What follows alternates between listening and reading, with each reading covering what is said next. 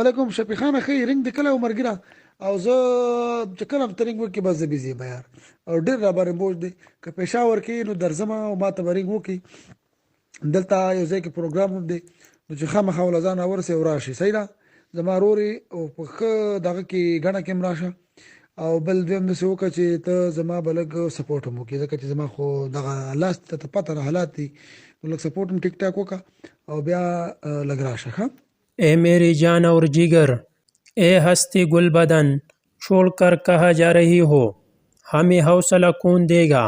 हमें दिलासा और हिम्मत अब कहाँ से मिलेगा। क्या आपकी मसाफत यहाँ तक थी, इतनी जल्दी क्यों। अभी तो आप परवास की तैयारी कर रही थी, अभी तो आपने यतीमों का सहारा बनना था, अड़िया रगड़ती गड़ियों की परवरिश करनी थी, बहनों के सरों पर दुपट्टा रखना था,